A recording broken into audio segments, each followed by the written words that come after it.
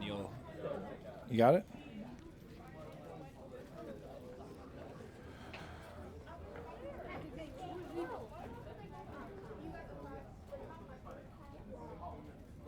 Hey, that's me.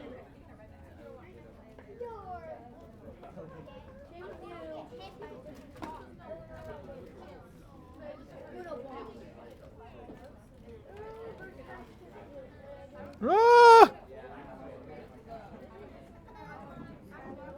How do I don't know how to use a Mac.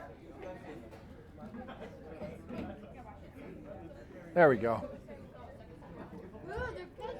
Ooh, guys better watch out. Father, are you Luke? If you guys are younger than 4th grade, you got to close your eyes during that scene. Hey. Father, so you know how you're Darth Vader.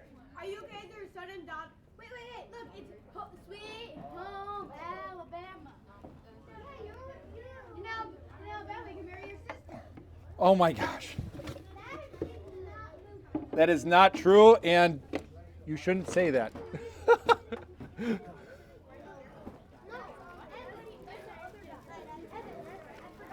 All right, in the name of the Father, and of the Son, and of the Holy Spirit. Heavenly Father, we thank you for the gift of storytelling, and we tell stories because we image you. And you tell stories with history. Help us to be attentive to your calling, your purposes for us, and keep us always attentive to your Son. Bless this time of fellowship, and may this time be pleasing to you. We ask this through Christ our Lord. Amen. In the name of the Father, and of the Son, and of the Holy Spirit. So good to see so many of you again. I have a few announcements. So first off, the next time that we have TOTS, which is on February 9th, February 9th, Bishop Callahan is coming, and we're going to do, it's going to be so awesome. We're going to have a, just kind of like a panel. It's going to be me and him. If you guys, for two things with that. Number one, if, just to respect the amount of space that we have, because I imagine that there's going to be more people coming. If you guys aren't signed up online, make sure that you're signed up. Almost all of you are signed up, but a few of you might not be. If you're not, then just let me know that you're coming so that I can just prepare the right numbers. And the second thing with regard to that, if you guys all look in the back, there's a pink bucket right next to the meat. You guys see that? Yeah. In there, there's some pens and some papers. If you guys have a question that you always wanted to ask a bishop, you guys can write it in that. That doesn't mean that I'm going to get to all those questions, but it can be about Star Wars, because that's what he's coming to talk about. He's going to look at all the stuff that we've been talking about, and we're going to have a conversation about it. Yeah? Is it like the question box at Adventure Camp? It's like the question box at Adventure Camp, yes. So you can ask, if there's a question you always wanted to ask a bishop, you can do that. That would be appropriate, but that doesn't, if there's like 100 questions in there, I'm probably not going to get to all of them, right? Or I might change some of the questions if they're all similar. Okay, and then the last thing is that also in the back there should be a little basket. Is that back there still? I think it's back there. It's by the chips? Yep, it's right. Oh, I see it. It's right next to the chips. So this ministry that we run does take some funds. So thank you for all the donations that have come in already. If you really love this ministry and you wanted to keep it going, I just recommend that everyone here, for every TOTS that you go to, about $3 at least, that would be a good donation to help offset the costs. But you are not required to. I don't want to make that a reason why people don't come. All right. I love this movie. This is honestly maybe one of my top 5 movies of all time. The Empire Strikes Back. And why do I love it? Because everything is upside down. It is Star Wars upside down. Luke Skywalker is upside down. Okay? He's the best bush pilot in the Outer Rim, and he crashes twice. That's another backwards thing. They remind you twice that he's not the greatest. Even C-3PO is backwards in this movie. There's backwards relationships. We won't talk about that one. That's backwards. And people aren't who they seem. There's even people who talk backwards. in this movie. And Yoda is so unexpected. He's backwards from what Luke thinks that a Jedi ought to be. And why is everything backwards? Why is everything flipped around? That's because Luke in this movie, and why I love this movie so much, Luke is getting into the belly of things. He's going deep. And there's a lot of imagery in this movie of eating and going in the belly. You guys remember this thing, the AT-AT? He throws a grenade into the belly. He has to go into the belly of the Tauntaun, right? Oh, yeah. Yep. So there's a lot of belly imagery. There's also a ton of eating imagery. This is the Wampa, and he's eating, and he's going to eat Luke when Luke is upside down, which doesn't make it doesn't even make sense that he's upside down. But hey, it's cool, right? What, do you just hold him up there until his legs freeze? You know, it's visual storytelling. They're trying to show in this movie Luke being turned upside down and being thrown into the belly of the whale, so to speak. The space slug is eating. Yeah, go ahead. Maybe the wombat wanted a frozen Luke. He might have wanted a frozen Luke, like a popsicle. Yeah. Han and Leia almost get eaten by the space slug. And then who gets eaten in this scene? Who gets swallowed up? R2-D2, right? There's a lot of being swallowed up and eaten. There's also a lot of tubes and there is some romance, but a lot of tubes and going into deep places, deep caves, where Luke is going to really face a lot of darkness within himself. There's also a lot of imagery of eating in this movie and of choking. And so, like, you know, they could have just easily have shot this scene without a meal, but there's a meal. Darth Vader can't even eat. A lot of Yoda is like kind of obsessively amused by Luke's fascination with food, and you know, he crashes and he feels like a loser, and the first thing he does is get his munchies. Yeah? It makes no sense. How does Darth Vader live? Because if he can't eat food and he's a real human. He probably, I don't know. You guys, I'll leave that to the guys who are, does Malachi have an answer to that? Joseph has. He has tubes inside of his helmet that feed him. That is actually super awesome. In addition to that, The upper half of his helmet can come out revealing his mouth. oh, look at that, guys. But he doesn't eat right here because this is the way. All right. The other thing is, who's this guy? You. My grandpa. One of the generals. You. The guy who gets full strokes by Vader after he fails to find Skywalker. Yep. Darth Vader chokes a lot of, and one of the most famous lines, apology accepted, Captain Nita. So the really visual thing I want you guys to watch out for, this is very intentional by the director, is that it goes from blues and whites in the beginning of the movie and eventually ends into darkness, dark red. Fire. Kind of gives this image of the descent into hell. Like in Purgatory, kind of think of like Dante and his Inferno. That's also hell, but in a different way. This is one of the reasons why I actually love Star Wars Episode 2. It does the exact same thing. And these two movies, they actually very much parallel each other with a lot of imagery stuff, right? This is in Naboo and Camino and all those blue planets in the beginning of the movie, and then eventually it turns into red and scary, right? That's the same thing here. We're going to end up in Bespin. That's because Luke is going into the belly. He's being turned upside down. That's also what happens in that movie. Remember in that movie, there's a lot of imagery since the Republic is losing their head and everything is going crazy, everyone else is losing their head as well, right? A lot of head imagery and things not seeming like they are.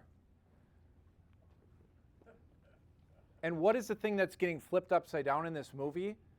It's Luke's idea of what it means to be a Jedi.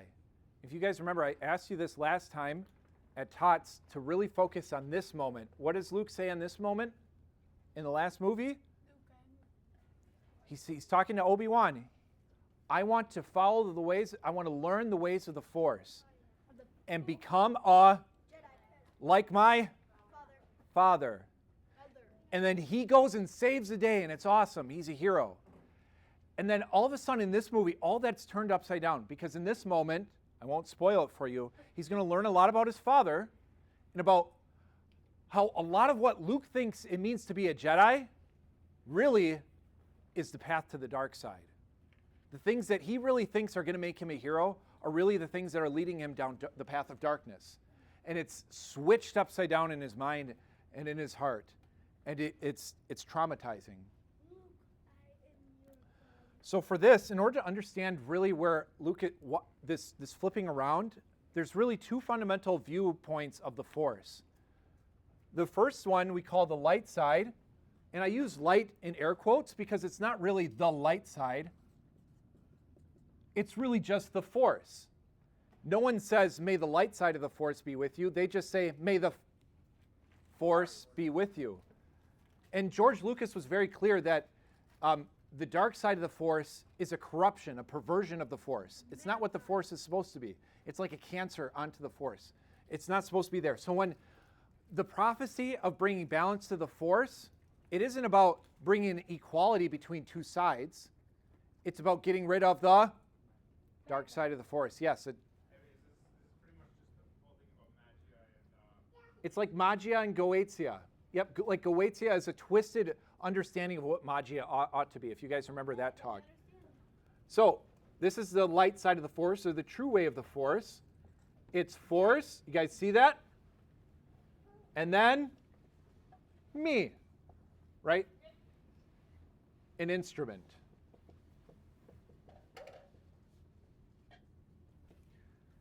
The correct way of understanding the Force is that the Force exists, whether I want it to or not, and I am an instrument of what the Force wants. The dark side of the Force, the perversion of this, the inversion of this, is I exist, and the Force is an instrument of my will.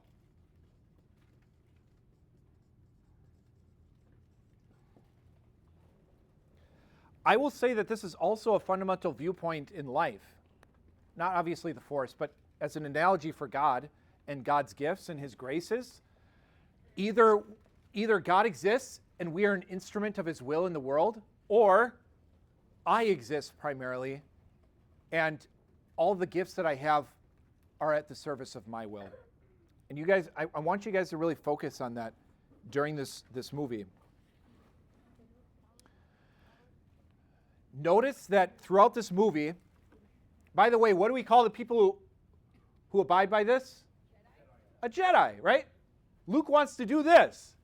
But everything in this movie is suggesting that this is what he is, which is kind of scary. Notice that no one will ever call him a Jedi because Luke has not yet mastered this. Who's the first person to call him a Jedi in the original trilogy? Obi-Wan Kenobi. Yoda. This is foreshadowing. The father. Nope. Who? Palpatine. And this is a foreshadowing. I know I'm giving away for the next movie. But in the next movie, I want you guys to really focus on this interplay. He is only ever called a Jedi when he finally throws away his lightsaber and says, I refuse to use my power as an instrument of my will. I refuse to strike down Darth Vader. And then Palpatine says, all right, Jedi. And then he tries to destroy him, right? He's earned the title of Jedi because he's become an instrument of the Force. And in this movie, guess who reminds him that he is not a Jedi? His father. Darth Vader. Yes, Xavier. You're right. He could have kept it, but it was much more symbolic, just like Luke being upside down in this movie, even though it doesn't make sense. I'm upside down. I like watching you go upside down. There's another line in here that I really love that really points this out. And this is like really everything that Yoda and Obi-Wan are telling Luke. But in particular in this line, I don't know why it's people are always like, why did he put up his hands? He just put up his hands, all right? And he says, you cannot control the Force. You cannot control the Force. Is there a lore behind this? I think I figured out why. I don't even know why he put up his hands. Why? He's surrendering to the Force. He surrendered. Ooh, I like that. Could be the case. I like it. All right, I brought this up before in a different TOTS. Who are these people? They're contemporaries? Yep, Saint Therese and Not Wario. Yeah, who is it? Luigi. Atheist mustache guy. Yes. Scary mustache. Don't trust scary mustaches. All right, this is a guy who influenced a lot of the philosophy behind the Nazi Party in Germany. This is Friedrich Nietzsche, okay? The reason why I put both of these guys up there is going into the 1900s, there were, I would say, two big philosophies about how to approach the world. One of them was Friedrich Nietzsche, which basically says this.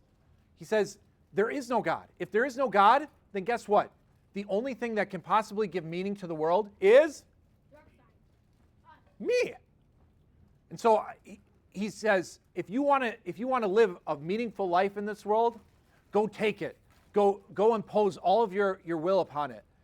Take it over.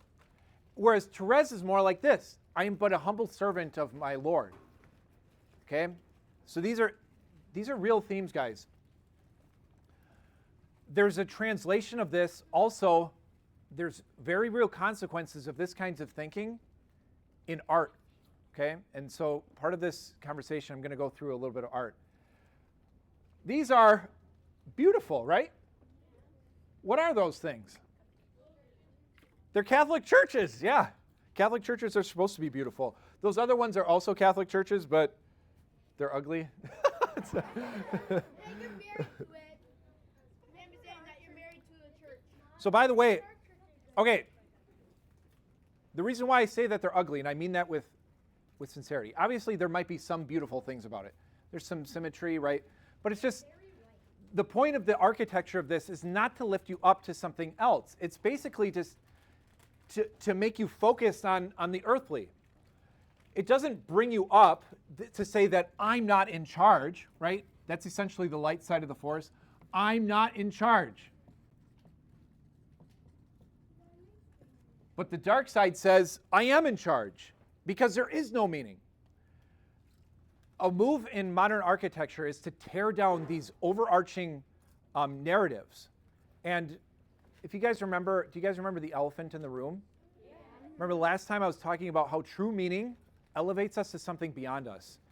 To say that that I'm subject to reality. I have to discover it. I have to discover the elephant. I'm in the room. The elephant is pushing me up against the wall, and all I can do is just feel it. You know, but the elephant is there.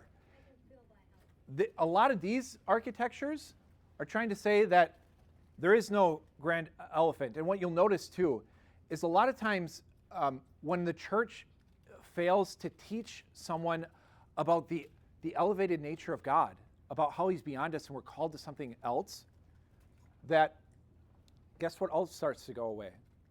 The other things that go with God, like truth, goodness, morals. And I would say it's a struggle in the United States. The United States is this is on camera, I'm not embarrassed to say this, the United States is very good at making ugly churches. Okay? Why? And I think it's because we really struggle with the truth. Here's another example of this. This is what we call modern architecture. Modern architecture is very individualistic. It tries to say that there's some meaning in the world, but the meaning is basically for humanity. Okay? This is what we call, does anyone know what this is called? No. The genre of postmodern architecture. It's garbage, yes. And its point is, and I'll get to this, guys. The point is that there is no meaning, if there is no meaning at all. It's basically an atheistic sort of architecture. Say, why on earth would you put any order at all? It's very trying to throw a wrench into things so that to make you scratch your head and say, maybe nothing really matters. This isn't supposed to make sense. But look at all, and you guys see these in Rapids a lot. Back then, look, they put pillars in there. And look how beautiful this building is. It draws you to something else. We kind of get this way too, like at Mass. Like we dress up for Mass, and we do things that aren't efficient in Mass. We have veils and beautiful vestments and things that aren't really useful, but they're beautiful. You might be saying, well, Father, that's just your opinion. And I'll introduce to you guys Thomas Aquinas, who is Probably all you guys have heard of him. So proud of you guys. Okay. Thomas Aquinas says that beauty is an objective thing. In the United States, a lot of times we say, well, beauty is just in the eye of the beholder. But the only reason that's true is because beauty is also out there in the world. It's something that's objective. So it's what gives true meaning. Thomas Aquinas defines beauty as that which pleases the eye.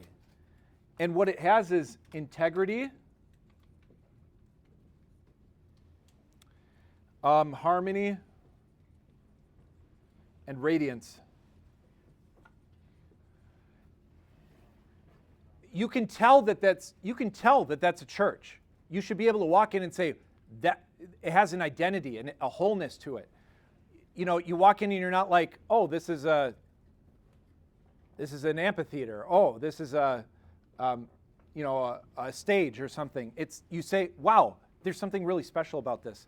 Even if someone walks in to your church during the middle of Mass, they have never heard of Jesus, they should probably say something like, wow, I don't know what's going on, but I bet you it's special. Because everyone's dressed up special, and it sounds different. And then harmony, it flows together. There's a coherence, and you'll notice this in Star Wars. It's one of the reasons why it's beautiful, is that there's continuing motifs. They tell a story not just because it's convenient, but they go out of their way to make C-3PO backwards, and they go out of their way to make Luke upside down. They're trying to show us something, that there's a true meaning behind the journey of Luke. And this radiance is that it shows what it really is. There's a clarity, says St. Thomas Aquinas, in beautiful things. There's a oneness between what it really is and how it shows itself. Okay. That's a good speech, Father. Hopefully that helped. Yeah. But wouldn't it be an infinite loop? So wouldn't it be force me, force me, force me, force Yeah, me? this is destructive. It's destructive. And what's Yoda's famous line? Fear is the path to the dark side, right? Because when you're doing this, when there's no meaning, and you fail at something, you just have to collect more stuff. And when you collect more stuff, you get scared of losing it. And then that's the path to the dark side. I pulled these up because these are also examples of postmodernism. Now, I am not saying that these are bad. I love this movie. What is this movie? Monty Python's the Holy Grail. But this is this is Rick and Morty, right? The multiverse and all that stuff. And he's a cynical grandpa. Nothing has any meaning. This is very postmodern. It's most of these they're just jokes. The entire movie is a joke. So now, even though I really enjoy it, this is not a beautiful movie. There's not an integrity to it because it can't take itself seriously. This is why a lot of people, I think, really struggle to watch Star Wars today, especially if they're younger, because they're like, well, where's the punchline? And that's just it. It's a real movie. It's trying to share a story that takes itself seriously, that there's real stakes with Luke Skywalker. It's not just a joke or making fun of things. That's in contrast to modern movies. I love modern movies, by the way, but modern movies, I'd say, would be a step. What is this movie? Citizen Kane. Yeah, Citizen Kane. I love this shot. What is this? Top Gun Maverick. Everyone when that movie came out, people are like, people don't make movies like that anymore. What they meant is they don't make movies that take themselves seriously. It's all about multiverses and about things not mattering and about going out of your way for a joke. You remember when Nick Fury gets scratched in the eye by Captain Marvel? Like that whole movie, it was just joke after joke. It couldn't take itself seriously. There weren't like real stakes. I would say that's in a category of an older movie. But what we're looking at is not individualism and not postmodernism without any meaning. We're looking at an older tradition of fairy tales with true meaning. This is the fabric out of which all stories are created. This is from the story of Odysseus, and this is Lord of the Rings. Now, there's something very categorically different than all of those other movies because all of them focus upon this. I am not in charge. And last time we called that fate. But what does St. Augustine tell us? That fate right? You should keep your opinion if you believe in fate, but change its name. It's called providence, that you're not in charge of your life, someone else is. And our job is to accept it and to live up to it.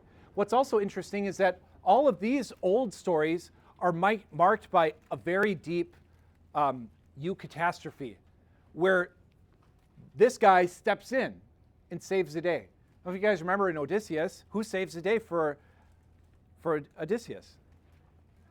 Athena. Yes, very good. Look at you classical guys over there. And who steps in here? The providence of Eru Iluvatar with Gollum to destroy the ring. So, and it's the same thing that happens with us in this movie. So now I get back to this for this movie and what I love so much. Thanks for that detour. I know that was long about art and stuff, but it relates back. Notice that Luke, in the tradition of the older stories, the meaningful ones, the tradition ones, to be a Jedi is not to go in and save the day. It's to submit to this, to the eucatastrophe, to be rescued from the greater power above us. Luke has to get saved in this movie. That's what being a hero is, and guess what happens in the next movie? He doesn't go in and kill the emperor and conquer the day. He's saved. And that's what makes this story so meaningful. It really reminds us of who's really in charge. And what I really don't like about a lot of modern movies today is that it's just about becoming a greater, awesomer version of yourself. Now, I love The Matrix. I love Neo. I love all that, the history and stuff behind it. But at the end of the day, what makes this movie a little bit more modern and not of the traditional cloth is that at the end of the day, he just discovers some power within himself. He just discovers power that's already there. I just had to accept myself or discover who I really am. And in that way, it's kind of a deconstruction of the older movies, the older stories. This is now don't get mad at me. There's things that I love in these movies, and there's things that I don't like about them. What I'm trying to point out is the postmodern deconstruction. Deconstruction is essentially saying there isn't anything in charge. We make our own meaning. That's what deconstruction is. This is Sarah Connor from the Terminator. They deconstructed her because her whole thing is she's a mom. She's protecting her kid from the Terminator, right? And guess what they do in the newest movie? No, they kill her son. She's like, okay, I guess all those movies have nothing to do with anything anymore. And now she's just like this senile old woman who doesn't care about anything, right? This one is who's that lady? Yeah, what's that show? WandaVision, right? This is a deconstruction of sacrifice. At the end, I can't remember what her friend is, but she's like, they'll never know how much you sacrificed. Even though she took over an entire town, like what she did was objectively evil. It kind of turns sacrifice on its head, like she had to do all these she should be in jail, you know? It's a deconstruction of what sacrifice is. I would say that this is another one. I did not like that part. And not just not like, I think it's objectively evil that they did this. Rose was trying to give her life for the entire rebellion. And what does he do, Finn? He stops her. It's like there's this super meaningful moment when she's going to offer her life. And he's like, you can't offer your life. And then he gets the ship out of the way, and then they like basically destroy almost the entire rebellion, right? So there's like a ton of things in that movie I do love, but that's one thing that I think is bad. Yeah, go ahead. No, I'm pretty sure it was Rose. I think he saved her, right? Oh, do I have it the opposite? Look at that. It's so traumatizing in my mind, I even mixed it up. Here's another one. They did deconstruct Luke. I'm not so mad about that, but obviously a lot of people are very mad about that. I'm a little bit mad about that, but this is in episode 8. They basically make him a hobo who's like sour about life, even though he did all like this other work about like becoming an agent of the Force. But what I'm really mad about in this movie, and I think what kind of does not resonate with people, is the deconstruction of what it means to be a Jedi. In there, they burn all the Jedi texts and they say, we have to fix what the Jedi messed up. And it's sort of like saying the Sith had it wrong and the Jedi had it wrong. It's a deconstruction saying everyone had it wrong. Let's make a new meaning. Let's make a new meaning. Instead of going to the old, the people who have gone before us. This is James Bond. James Bond in the new movies, he's very self-aware and very existential and kind of insecure. Mulan, instead of a story about, in the old one, you guys remember she's like all ingenuity and trying to conquer things, sort of make up for the fact that she doesn't fit in with the men. And in here, she just like has a lot of chi and she's awesome and she can do, it's much more about her accepting herself and her powers instead of her having to earn them. Or, it's a lot about her having power. Maybe one of my least favorite deconstructions, but again, I think that's another example. In those movies, there's a lot of movement. You can tell that they're doing deconstructions by saying that every single reality, every single multiverse has the same amount of reality as ours. You see how that decreases the amount of meaningfulness in our own universe? I would say that's a deconstruction. And so stories of Star Wars, they're meant to be taken seriously. There's a sincerity in them. And in that way, they can also be playful. And there's a playfulness in this movie, and you guys know that, as it were there was in the last one. And the Jedi actually stand for something. That you see them, and it's like, wow, those are good guys, right? Whereas like a lot of newer movies, they try to be more nuanced and say, well, they're not exactly all good, right? There's problems with them, but their philosophy should be good, right? So now we get to Luke Skywalker and his deconstruction. Now, breaking down those things that are really meaningful to us, I would say oftentimes is very bad. But that's different than what's going on here. They're breaking down Luke without getting rid of this.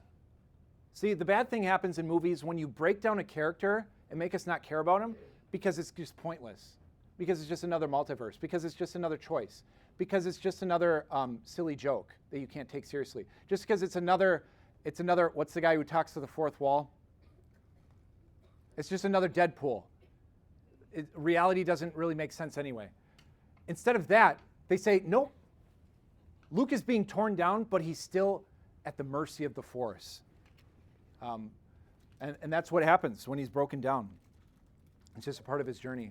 And now for George Lucas, I want you guys to focus again in this movie. I'm almost done, getting to the end. Whenever there's a question about destiny, about meaning, about the Force influencing me or me influencing the Force, whenever there's a question about that, there is only one way to answer that question. With a lightsaber, right? The lightsaber shows the living connection of someone to the Force and their fundamental identity in the Force, either their control over the Force or their submission to it. And in here, I want you guys to think about that. What is really the battle between Luke and Darth Vader? It's one about destiny. And I think that's why he says that line, you are not a Jedi yet, because he hasn't submitted yet. All right, guys, so that's my main argument for this, the battle between these two things. Look out for that. Here's things to see. Here's another backwards thing, backwards ship, Boba Fett, right?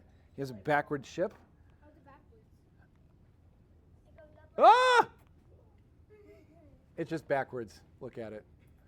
It's just unconventional.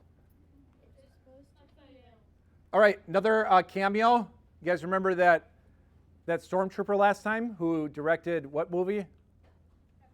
Captain America, Joe Johnston. Here's a cameo of him.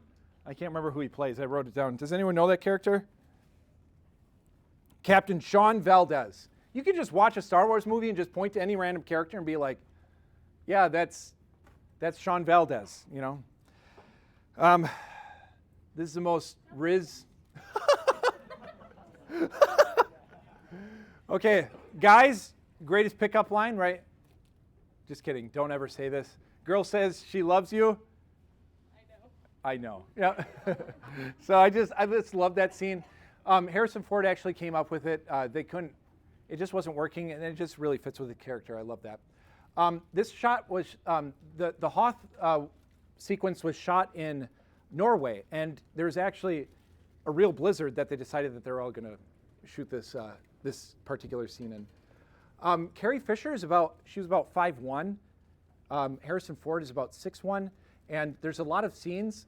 I know it's really funny, like you can't unsee it, but there's a lot of scenes where she's standing on a box so that she looks like the same height, so that they can argue more. Who is this guy?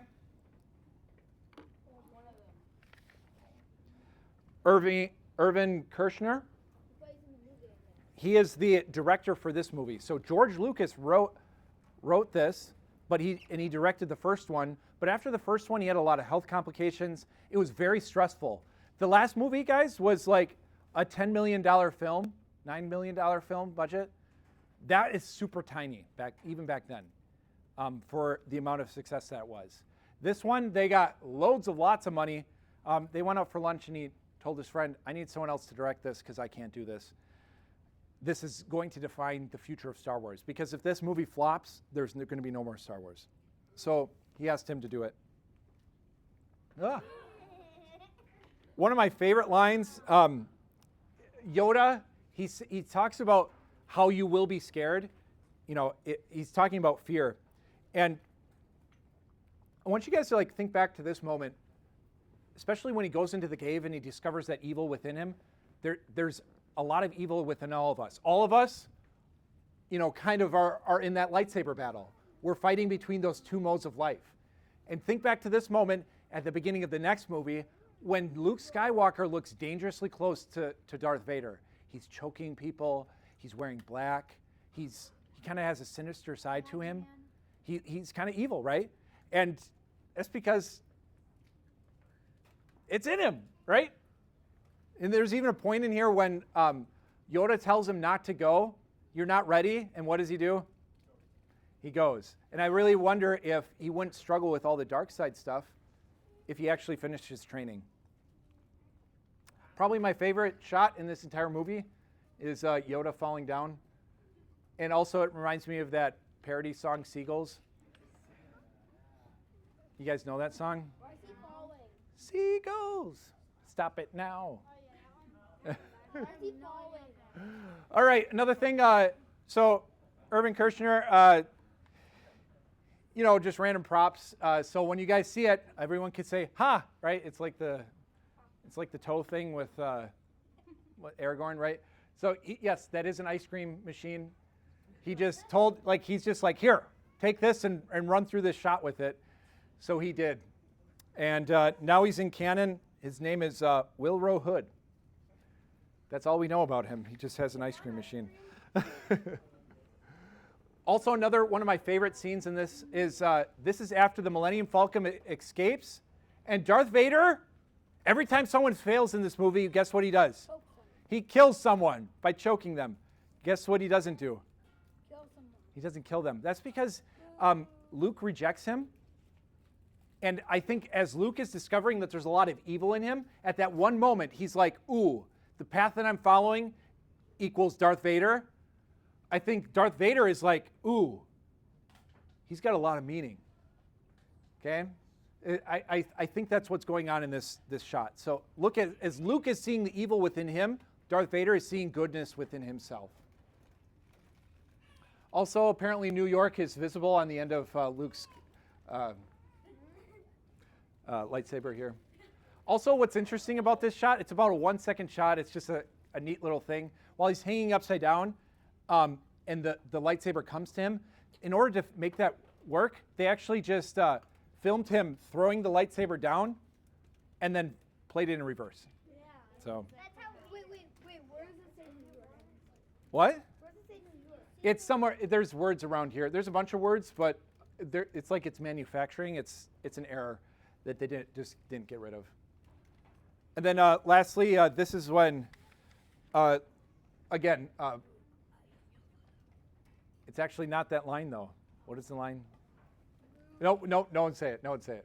Don't want to ruin for anyone. But this is where Darth Vader is ultimately rejected by Luke, and I think that's where his journey towards the light side really starts, because he's like, wow, the life I'm living is not meaningful. So, without further ado,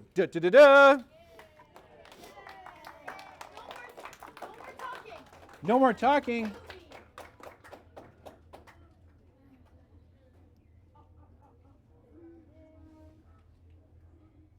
Ah.